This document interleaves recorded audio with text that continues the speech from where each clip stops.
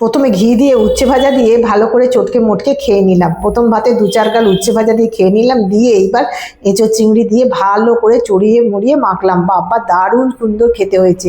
নিজে নিজে রান্না করে নিজেই আমি রিভিউ দিয়ে দিচ্ছি, এত সত্যি বিশ্বাস করবেন না এত সুন্দর খেতে হয়েছে। এঁচোড় চিংড়ি রেসিপিটা আমার চ্যানেলে খুব তাড়াতাড়ি আসবে, কিন্তু কথা বলতে বলতে টপাটপ করে এঁচোড় চিংড়ি মাখিয়ে মাখিয়ে খেয়ে নিতে যাচ্ছি। দেখুন খেতে খেতে সমস্ত শেষ করে দিয়েছি, আর একটুখানি চিংড়ি বাঁচিয়ে রেখেছি, ওইটাতেও একটু একটু করে নিয়ে খেয়ে নিলাম। এইবার আসছে মস্ত বড় একটা মাছের চাকা, সেটা হচ্ছে তেল ঝাল। তেল ঝালটাও আমার রেসিপিতে আছে, আপনারা দেখে নিতে পারেন। এবার দারুণ খেতে হয়েছিল কিন্তু। এবার একটু একটু আলু ভাজা দিয়ে মাছের ঝাল দিয়ে ভালো করে মেখে চেটে পুটে সাবার করে দেবো ভাতটা। কথা বলতে বলতে মাছও খাচ্ছি ভাতও খাচ্ছি, দুটোই একসঙ্গে চলছে। দেখুন খাওয়া মোটামুটি কমপ্লিট, মাছ একটু বেঁচে আছে।